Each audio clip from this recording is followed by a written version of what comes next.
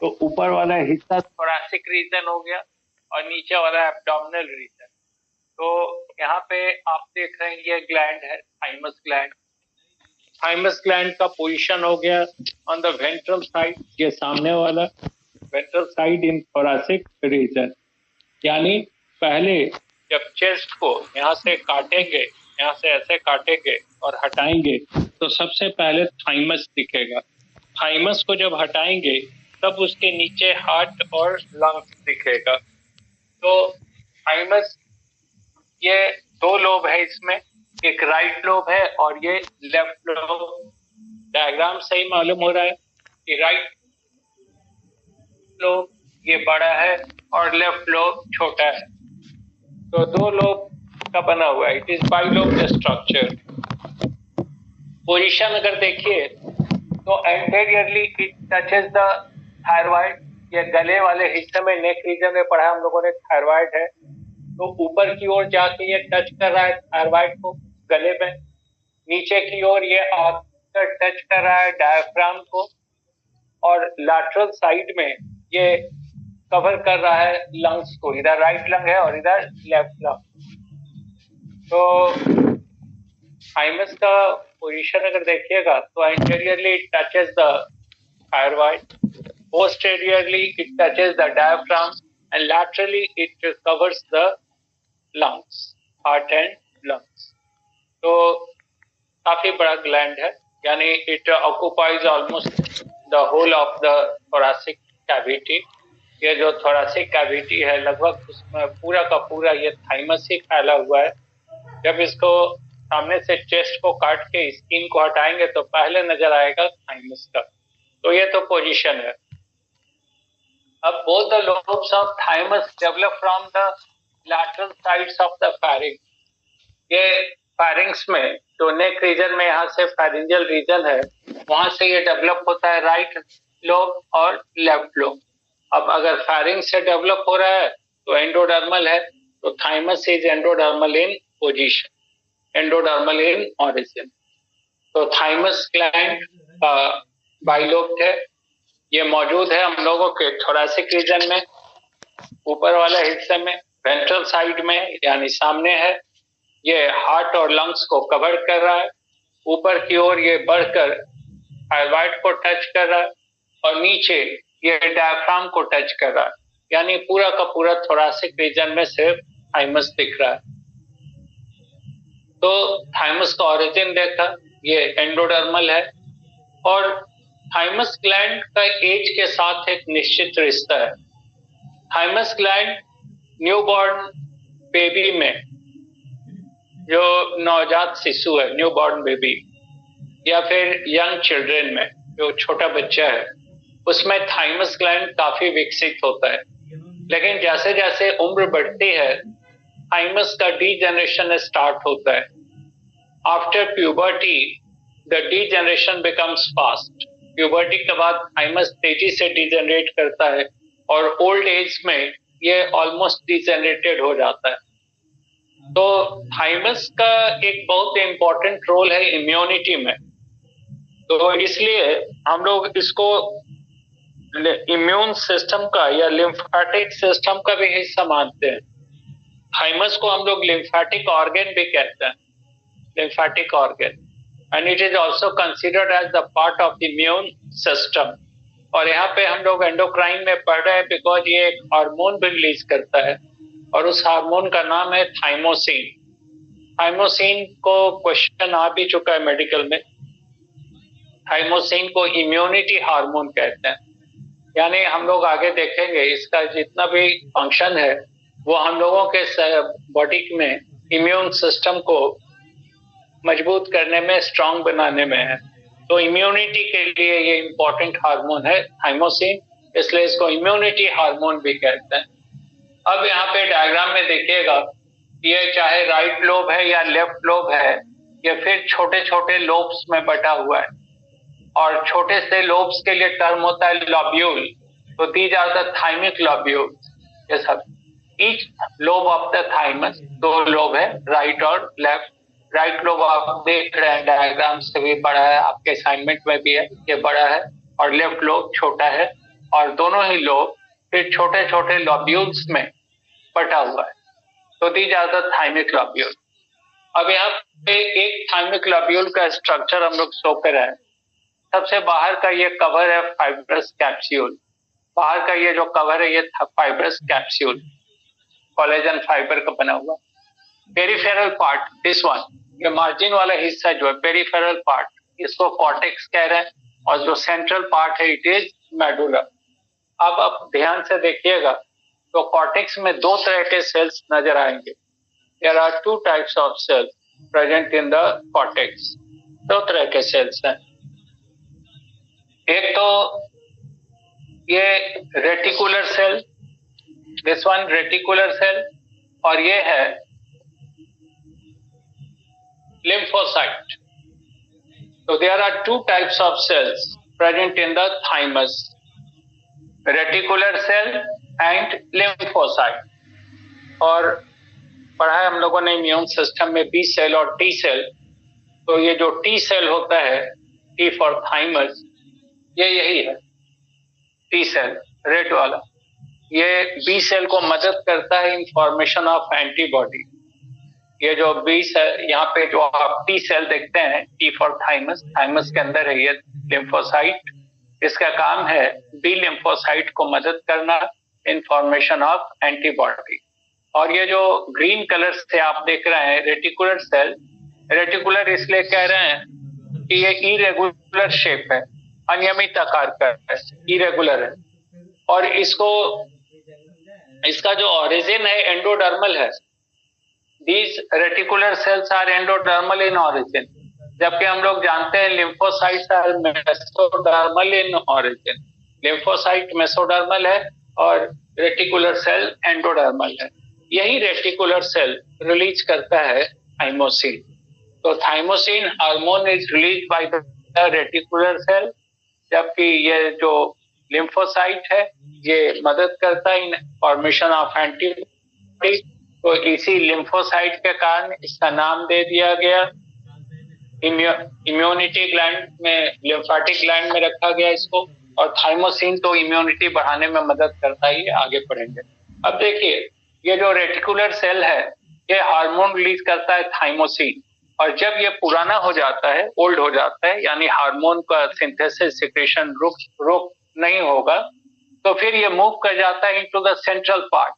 ये चला आता है बीच वाले हिस्से में, और ये चेंज हो जाता है हैसेल्स कॉर्पस। यहाँ पे आप देख रहे हैं हैसेल्स कॉर्पस। ये भी क्वेश्चन नीच में आया है कि Hassall's corpus are part of, an answer है पार्ट ऑफ थाइमस। तो जो रेटिकुलर सेल अब हार्मोन नहीं रिलीज कर रहा है वो चेंज हो जाता है हैसेल्स कॉर्पस में, और हैसेल कॉर्पस का काम है स्टोरेज ऑफ गामा ग्लोबुलिन। हम लोग टिश्यू पढ़ चुके हैं, टिश्यू में बताया था, याद कीजिए, प्लाज्मा सेल जिसमें न्यूक्लियस कार्टविल था और एक्सेंट्रिक था। तो प्लाज्मा सेल सिंथेसाइज करता है, प्लाज्मा सेल सिंथेसाइज करता है गामा ग्लोबुलिन, और गामा ग्लोबुलिन को स्टोर करता है ये हैसेल्स कॉर्पस, थाइमस के मेडुला में, थाइमिक लोब्यूल के मेडुला में ये हैसेल्स कॉर्पस। और गामा ग्लोबुलिन को से एंटीबॉडी बनाता है बी सेल, और बी सेल को मदद करता है टी सेल। तो एंटीबॉडी बनाने के लिए जो प्रोटीन चाहिए वो गामा ग्लोबुलिन है, गामा ग्लोबुलिन। उसका निर्माण करता है प्लाज्मा सेल, जो हम लोग ने पढ़ा था उसमें कनेक्टिव टिश्यू में एरियोलर टिश्यू, एरियोलर टिश्यू में 6 तरह का टिश्यू बताया था, उसमें 6 तरह का सेल्स बताया था, एक बताया था प्लाज्मा सेल। तो प्लाज्मा सेल गामा ग्लोबुलिन का निर्माण करता है, गामा ग्लोबुलिन को टेम्परली स्टोर करता है ये हैसेल्स कॉर्पस सेल, और इससे एंटीबॉडी बनाता है बी सेल, और बी सेल को मदद करता है टी सेल। तो ये आप देख रहे हैं ये इसका स्ट्रक्चर। अब हमने कहा कि thymus gland is most developed in newborn baby and in young children. Body के अनुपात में, जैसे छोटे बच्चे का शरीर जितना है उसके हिसाब से उसमें थाइमस ग्लैंड सबसे विकसित है। जैसे जैसे उम्र बढ़ती है थाइमस का डेवलपमेंट उतना नहीं होता, वो डिजेनरेट होता है। फिर भी अगर हम लोग कहेंगे कि सबसे ज्यादा वजन थाइमस का कब है, तो ये प्यूबर्टी में, एडल्ट में 37 ग्राम, ये सबसे ज्यादा इसका वजन होता है थाइमस का एडल्ट में, वहां पे वजन है 37 ग्राम। अब इसका फंक्शन देखें हम लोग, थाइमोसिन हार्मोन है, तो थाइमोसिन का काम समझ लें। थाइमोसिन का पहला काम है कि ये लिम्फोसाइट्स के फॉर्मेशन में, उसके मैचुरेशन में मदद करता है, यानी लिम्फोसाइट को मैच्योर्ड होने में मदद करता है। दूसरा, ये लिम्फोसाइट को मदद करता है इन एंटीबॉडी फॉर्मेशन। तीसरा, ये एंटीबॉडी के हाफ लाइफ को बढ़ा देता है, यानी एंटीबॉडी का डिस्ट्रक्शन को धीमा कर देता है, यानी एक बार एंटीबॉडी बनेगा तो लंबे समय तक रहेगा, ये थाइमोसिन के कारण। और चौथा है कि ये एंटीजन एंटीबॉडी रिएक्शन में मदद करेगा। तो पहला काम तो हो गया कि ये लिम्फोसाइट को मैच्योर करता है। दूसरा, एंटीबॉडी के फॉर्मेशन में मदद करेगा। तीसरा, एंटीबॉडी के हाफ लाइफ को बढ़ा देता है, यानी डिस्ट्रक्शन को डिले कर दिया। और चौथा है कि एंटीजन एंटीबॉडी रिएक्शन में मदद करता है। ये चार काम। पांचवा है कि it helps in the maturation and functions of the phagocytes. Phagocyte हम लोग जानते हैं न्यूट्रोफिल्स हैं, मोनोसाइट्स हैं, ये WBC का टाइप है। फिर हम लोगों ने हिस्टियोसाइट पढ़ा है, तो ये सब फैगोसाइट्स हैं। फैगोसाइट्स का डेवलपमेंट और उसके फंक्शन में बहुत इंपॉर्टेंट रोल होता है थाइमोसिन का। तो अगर आप ये ध्यान से सोचिए तो ये सारा फंक्शन रिलेटेड है शरीर को सुरक्षा देने से, इम्यूनिटी से। इसलिए थाइमोसिन को इम्यूनिटी हार्मोन कहते हैं और थाइमस ग्लैंड को इम्यूनिटी ग्लैंड कहते हैं। एक और फंक्शन है थाइमस का, और वो है कि इट इज एंटी साइजोफ्रेनिक। साइजोफ्रेनिया ये हम लोग नर्वस सिस्टम में पढ़ेंगे और कुछ लोग पढ़ भी चुके हैं। It is a type of mental disorder caused due to the excessive secretion of dopamine. Brain में डोपामीन का बहुत ज्यादा सिक्रीशन होने लगता है, नर्वस सिस्टम बहुत ज्यादा एक्टिव हो जाता है, तो उस कंडीशन को कहते हैं सिजोफ्रेनिया। पर्सन किसी चीज को न ठीक से समझ पाता है, न एनालाइज कर पाता है, न उसके लिए सही रिस्पॉन्स दे पाता है, तो ये कंडीशन कहलाता है सिजोफ्रेनिया। और सिजोफ्रेनिया को रोकने वाला, इस कंडीशन को रोकने वाला हार्मोन है थाइमोसिन। इसलिए कभी कभी प्यूबर्टी के समय या प्यूबर्टी के जस्ट बाद, सेक्सुअल मैच्योरिटी के जस्ट पहले या जस्ट बाद, कभी कभी ब्रेन हाइपर एक्टिविटी में हाइपर एक्टिव हो जाता है, हाइपर सेंसिटिव हो जाता है, पर्सन का बिहेवियर बदल जाता है। तो ये बहुत सारे देखिएगा, यंग एज में चिड़चिड़ापन होता है, तुरंत छोटे छोटे बात में गुस्सा होना या किसी चीज से नाराज हो जाना, ये सब, ये जो प्रॉब्लम है it is actually part of schizophrenia. तो फिर धीरे धीरे जैसे ही गोनाडल हार्मोन का लेवल बढ़ता है फिर कंडीशन ठीक हो जाता है। एक क्वेश्चन पूछता है कि अगर न्यूबॉर्न बेबी में या यंग चिल्ड्रन में थाइमस ग्लैंड को रिमूव कर दें तो क्या होगा? तो आंसर बहुत सिंपल है। If the thymus gland is damaged और रिमूव्ड इन यंग चिल्ड्रन और just after birth, the loss of immunity will occur, because T cell differentiate नहीं होगा। टी सेल का डिफ्रेंशिएशन पड़ा है थाइमस में होता है। अब टी सेल डिफ्रेंशिएटेड नहीं है तो बी सेल एंटीबॉडी बना ही नहीं सकता, और बी सेल को एंटीबॉडी बनाने के लिए टी सेल वहां पे रिलीज करता है लिम्फोकिन, जो बी सेल पे एक्ट करता है, या पढ़ चुके हैं देखिएगा। तो ये इसका इंपॉर्टेंट रोल हो गया। तो इम्यूनिटी हार्मोन है और साइजोफ्रेनिया को चेक करता है। अब अगर हाइपोसिक्रीशन हो गया तो loss of immunity, immunity loss हो जाए, और हाइपर सिक्रीशन हो गया तो एलर्जी लाइक कंडीशन हो जाएगा, हाइपर सेंसिटिविटी। अगर थाइमोसिन कम रिलीज हुआ तो इम्यून सिस्टम कम काम करेगा, लेस एक्टिव। और ठीक इसका उल्टा, अगर बहुत ज्यादा एक्टिव हो गया तो इम्यून सिस्टम हाइपर एक्टिव, जो हम लोगों ने पढ़ा एलर्जी लाइक कंडीशन हो जाएगा। तो दोनों में प्रॉब्लम। तो एनीवे, अब इसके बाद एक जो दूसरा ग्लैंड है वो है पीनियल। आपके असाइनमेंट में जो हमने भेजा है उसमें पीनियल का एक नाम है इपिफाइसिस सेरेब्राई। लेकिन हमने नोट में देखा है, जिस लड़के ने भी नोट किया या टाइप करवाया, वो इपिफाइजियल लिख दिया, इपिफाइजियल नहीं, इपिफाइसिस सेरेब्राई। देखिए, फाइसिस टर्म आता है ब्रेन के लिए, ईपी होता है ऊपर, तो इसका पोजीशन है डोर्सल साइड में ऊपर, इसलिए इसको इपिफाइसिस सेरेब्राई, सेरेब्राई यानी ब्रेन, सेरेब्रल हेमिस्फीयर के पास। और उसी तरह पिट्यूटरी को पढ़ा था हाइपोफाइसिस। तो यहाँ पे आप देखिए डायनसेफलॉन है, ये पढ़ेंगे हम लोग। It is the part of the fore brain का हिस्सा है डायनसेफलॉन। डायनसेफलॉन का ये वाला ऊपर वाला हिस्सा इपीथैलेमस, नीचे का हिस्सा हाइपोथैलेमस। तो इपीथैलेमस से ये डेवलप होता है ये पीनियल ग्लैंड। आप देख रहे हैं ये थोड़ा सा कोनिकल शेप वाला है, और pineal gland is attached to the epithalamus by the pineal stalk. और नीचे यहाँ पे पढ़ी लिया है, नीचे यहाँ पे हाइपोफाइसिस है या पिट्यूटरी ग्लैंड होता है, ये एंटीरियर लोब है और ये पोस्टीरियर लोब। तो ना ऊपर है, ब्रेन के ऊपर है, यानी ये डायनसेफलॉन के डोर्सल साइड में इपीथैलेमस से अटैच है, इसलिए नाम है इपिफाइसिस सेरेब्राई। और इसी को एक और नाम दिया है कोनेरियम। तो तीन नाम है, पीनियल कहिए, या इसी को इपिफाइसिस सेरेब्राई कहिए, या इसी का तीसरा नाम है कोनेरियम। पीनियल ग्लैंड का ओरिजिन होता है फ्रॉम द इपीथैलेमस, ये जो ब्रेन का डायनसेफलॉन का ऊपर वाला हिस्सा है डोर्सल साइड का, उसी से ये डेवलप होता है पीनियल ग्लैंड। तो जाहिर सी बात है, pineal gland is ectodermal, it is made up of nervous ectoderm.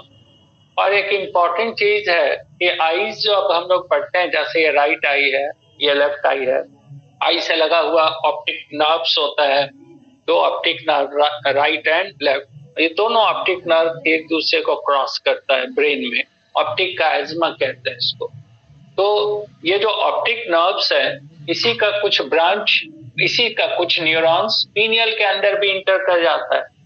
Optic neurons जो आई से लगा होता है, उसी का कुछ पार्ट या कुछ न्यूरॉन्स उसका इस पीनियल के अंदर भी चला जाता है, and that's why pineal is considered as third आई।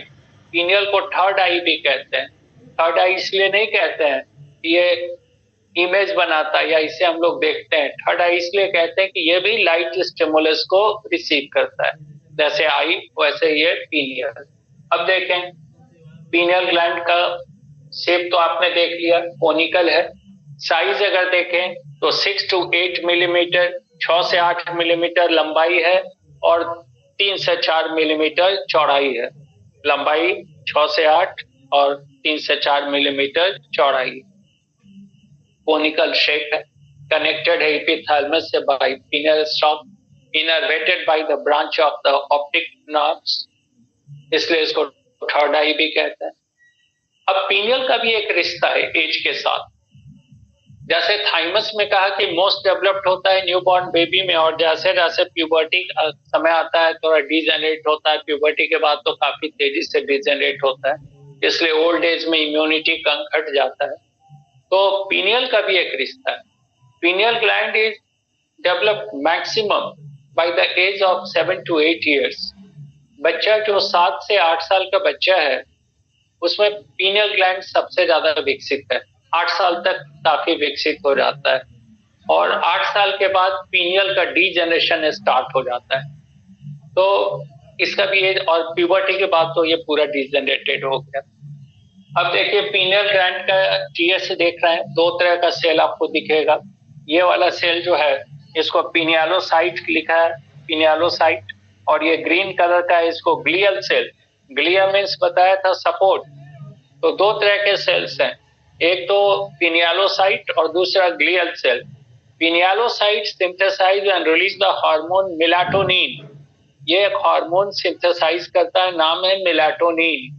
जबकि ग्लियल सेल सपोर्टिंग सेल है। जब कभी मेलाटोनिन का सिक्रीशन, जब कभी भी पिनियालोसाइट डैमेज होगा तो ये ग्लियल या सपोर्टिंग सेल उसको रिप्लेस कर देगा, तो ये सपोर्टिंग सेल्स हैं। अब पिनियालोसाइट्स रिलीज करता है हार्मोन मेलाटोनिन, और मिलाटोनिन हार्मोन का सिंथेसिस होता है सेरोटोनिन से। हम लोगों ने पढ़ा है 5 हाइड्रोक्सीट्रिप्टामाइन, जो बेसोफिल भी रिलीज करता है, मास्ट सेल भी रिलीज करता है, तो 5-HT सेरोटोनिन से ही निर्माण होता है मेलाटोनिन का। लेकिन जब लाइट स्टिमुलस इंटर करेगा पीनियल में, जब लाइट स्टिमुलस जाएगा पीनियल में थ्रू द ऑप्टिक नर्व, तो ये सिंथेसिस रुक जाता है। कहने का मतलब है synthesis of melatonin from serotonin is inhibited in presence of the light stimulus. अब देखें मेलाटोनिन का फंक्शन। तो मेलाटोनिन का पहला फंक्शन है, it is anti gonadal hormone. Melatonin is anti gonadal hormone. Anti gonadal कहने का मतलब है ये मेल में टेस्टिस और फीमेल में ओवरी के डेवलपमेंट को रोकता है। दूसरा, it suppresses the development of the secondary sexual characters. Male और फीमेल के सेकेंडरी सेक्सुअल कैरेक्टर के ग्रोथ को भी ये रोकता है। तीसरा, इट प्रिवेंट्स द गैमेटोजेनेसिस, यानी मेल में स्पर्म और फीमेल में ओवा के निर्माण को रोकता है। तो हम लोग कह सकते हैं it is anti gonadal hormone, anti, और ये प्यूबर्टी को डिले करता है, सेक्सुअल मैच्योरिटी को डिले करता है, तो गोनाड के डेवलपमेंट को रोकता है, सेकेंडरी सेक्सुअल कैरेक्टर के ग्रोथ और डेवलपमेंट को रोकेगा। Then it prevents the gametogenesis, gametogenesis को रोकेगा। It delays the puberty, puberty या सेक्सुअल मैच्योरिटी को रोकेगा। इस पर क्वेश्चन आया है, 3-4 बार पूछा है। क्वेश्चन ये आता है कि अगर किसी छोटे बच्चे में पीनियल ग्लैंड को हटा दें, रिमूव कर दें, उसके ब्रेन से पीनियल को रिमूव कर दें, तो क्या होगा? तो बच्चा अर्ली एज में ही सेक्सुअल मैच्योरिटी गेन कर ले, यानी चाइल्ड सेक्सुअली मैच्योर्ड हो जाए। तो बच्चे में सेक्सुअल मैच्योरिटी नहीं आती है, उसका कारण है melatonin released by the pineal gland. अब मेलाटोनिन का एक और काम है, it is antagonistic to MSH। हम लोगों ने कहा था मेलानोसाइट स्टिमुलेटिंग हार्मोन। मेलानोसाइट का काम होता है, जैसे ये मेलानोसाइट है, इसमें न्यूक्लियस है, तो इसमें मेलानिन पिगमेंट होता है। तो MSH और मेलानोसाइट स्टिमुलेटिंग हार्मोन का काम है स्प्रेडिंग ऑफ मेलानिन पिगमेंट, तो स्किन कलर डार्क हो जाएगा। यानी जब कभी भी MSH का सिक्रीशन होगा तो स्किन का कलर डार्क हो जाएगा। ठीक है, इसका उल्टा, melatonin causes accumulation of melanin pigment near the nucleus. ये मेलाटोनिन इस मेलानिन पिगमेंट को इसके चारों तरफ इकट्ठा कराता है, एक्युमुलेट कराता है, यानी it makes the skin colour light, ये स्किन कलर को लाइट करता है। और मेलाटोनिन का एक और इंपॉर्टेंट फंक्शन है कि it is anti acetylcholine. Anti acetylcholine, anti acetylcholine कहने का मतलब है कि melatonin checks the release of acetylcholine at the neuromuscular junction. हम लोग जानते हैं ये न्यूरॉन है और ये न्यूरॉन का एक्सॉन एंड है, ये मसल है। जब न्यूरॉन में यहाँ इंपल्स आएगा तो रिलीज करेगा एसिटाइल कोलिन, और फिर पढ़ेंगे तब मसल कॉन्ट्रैक्ट करेगा। लेकिन ये जो मेलाटोनिन है एसिटाइल कोलिन के को डैमेज कर देता है। तो अगर हाइपर सिक्रीशन होने लगे मेलाटोनिन का सिक्रीशन ज्यादा होने लगे तो एसिटाइल कोलिन पूरी तरह से डैमेज हो जाएगा। And in absence of acetylcholine the muscle will fail to contract. जब एसिटाइल कोलिन नहीं रहेगा तो मसल का कॉन्ट्रैक्शन रुक जाएगा। तो ये एक इसका इंपॉर्टेंट रोल है। और ठीक इसका उल्टा, अगर मेलाटोनिन का सिक्रीशन नहीं होता है, कम होता है, तो सेक्सुअल मैच्योरिटी पहले हो जाएगा, गोनाडल एक्टिविटी पहले अचीव हो जाएगा, स्किन कलर भी बहुत लाइट होगा, और साथ ही साथ ये जो मस्कुलर कॉन्ट्रैक्शन है ये भी फास्ट होगा। तो ये हो गया मेलाटोनिन का। एंटीगोनाडल हार्मोन नाम याद रखिएगा, सेक्सुअल मैच्योरिटी को रोकता है। ये एंटी एसिटाइलकोलिन है, एसिटाइलकोलिन को डैमेज करता है, जिसके कारण मसल कॉन्ट्रैक्ट नहीं कर पाएगा। इस कंडीशन को कहते हैं मायस्थेनिया ग्रेविस। ये ऑटो इम्यूनिटी हम लोग पढ़ चुके हैं। कभी कभी होता क्या है कि कभी कभी किसी एंटीजन के खिलाफ कोई बहुत सारा एंटीबॉडी बन गया, और ये एंटीबॉडी रेटिकुलर सेल्स को एबनॉर्मल या पिनियालोसाइट्स को एबनॉर्मली एक्टिवेट कर देता है। तो नतीजा होता है कि मेलाटोनिन का सिक्रेशन काफी ज्यादा हो गया। तो ये चीज हम लोगों ने डिस्कस किया। और अब एक इम्पॉर्टेंट बात यह है कि सेक्सुअल मैच्योरिटी में या मेलाटोनिन का सिक्रेशन में लाइट स्टिमुलस का इम्पोर्टेंट रोल है। तो जहां भी डे लेंथ ज्यादा होता है, जहां दिन की लंबाई ज्यादा होती है, वहां पे मेलाटोनिन का सिक्रेशन कम होता है। बिकॉज हमने कहा कि लाइट स्टिमुलस जब जाएगा तो सेरोटोनिन से मेलाटोनिन का सिंथेसिस नहीं होता है। And in absence of melatonin gonadal activity जल्दी स्टार्ट हो जाता है, यानी प्यूबर्टी इज अर्लियर। इसलिए आप देखिए एशियन कंट्रीज और अफ्रीकन कंट्रीज जो इक्वेटर के नजदीक हैं, वहां सेक्सुअल मैच्योरिटी पहले आता है। और ठीक इसका उल्टा जो यूरोपियन कंट्रीज है या जो इक्वेटर के दूर है, जहाँ स्कैटोफेज यानी फेज ऑफ डार्कनेस, रात लंबी है दिन छोटा है, तो वहां पे लाइट स्टिमुलस कम मिल रहा है, तो गोनाडल एक्टिविटी वहां पे कम हो रहा है। क्योंकि मेलाटोनिन ज्यादा रिलीज होगा तो गोनाडल एक्टिविटी को रोकता है, तो प्यूबर्टी इज डिलेड। तो इसलिए एशिया इंक्लूडिंग इंडिया या अफ्रीका में प्यूबर्टी 12-13 साल की उम्र में, 14 साल में सेक्सुअल मैच्योरिटी आ जाता है। और जस्ट इसका उल्टा यूरोपियन कंट्रीज में 15-16 साल में सेक्सुअल मैच्योरिटी आता है। तो इसमें बहुत इंपॉर्टेंट रोल है मेलाटोनिन हार्मोन। एक जो हम बता रहे थे कि मायस्थेनिया ग्रेविस, वो रिलेटेड है to the thymus gland. Thymus gland के साथ एक कंडीशन आता है ऑटो इम्यूनिटी। ऑटो इम्यूनिटी बताया है कि अगर बॉडी का कोई इम्यून कंपोनेंट बॉडी के खिलाफ ही काम करना शुरू कर दे, तो it is the self destruction, यानी खुद बॉडी को डैमेज कर रहा है। उसी का एक एग्जांपल है मायस्थेनिया ग्रेविस। मायो का मतलब मसल, एस्थेनिया मतलब एक्सट्रीम वीकनेस, ग्रेविस मतलब सीरियस। तो myasthenia gravis, myo for muscle, asthenia for weakness and gravis means serious. Muscle seriously weak हो जाता है। तो होता क्या है कि कभी कभी कोई एंटीजन बॉडी के अंदर जाएगा, तो some antibodies are produced which abnormally activate the reticular cell to release large amount of thymosin। ये कभी कभी करता क्या है कि चला गया, अगर कोई एंटीजन शरीर में आ गया तो उसके खिलाफ कुछ एंटीबॉडी बना, और वो एंटीबॉडी इस रेटिकुलर सेल को जरूरत से ज्यादा एक्टिवेट कर देगा। तो जाहिर सी बात है कि थाइमोसिन का सिक्रीशन बहुत ज्यादा होने लगेगा। और थाइमोसिन हमने कहा है कि एंटी एसिटाइलकोलिन है, तो बहुत ज्यादा थाइमोसिन रिलीज होगा तो एसिटाइलकोलिन का डिस्ट्रक्शन हो जाएगा न्यूरोमस्कुलर जंक्शन पे, and muscle will fail to contract. Muscle contract नहीं कर पाएगा, तो muscle will fail to contract. तो ये कंडीशन हो गया मायस्थेनिया ग्रेविस। तो इसके साथ ही ये कंप्लीट हो गया थाइमस और पीनियल। ये छोटा ग्लैंड था और यही डिस्कस करना था, तो आज तो इतना ही रखेंगे। और कल से ब्राइट खुल रहा है, क्लासेस स्टार्ट हो जाएगा, तो कल शशिभूषण सर से पूछ लेंगे।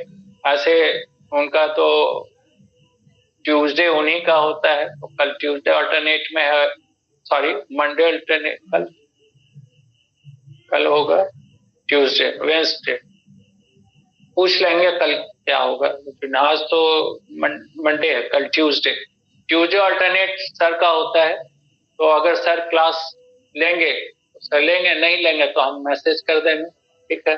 तो अगला जो अब हम लोग का बच रहा है एंडोक्राइन में, वो 3 चीज बच रहा है, टेस्टिस, ओवरी और प्लासेंटा। ये 3 चीज बच रहा है, टेस्टिस, ओवरी और प्लासेंटा। तो मैक्सिमम 2 क्लास लगेगा, उतना भी नहीं लग सकता, एंडोक्राइन कंप्लीट हो जाएगा। फिर क्या पढ़ना वो हम लोग बात कर लेंगे क्लास। ठीक है, थैंक यू।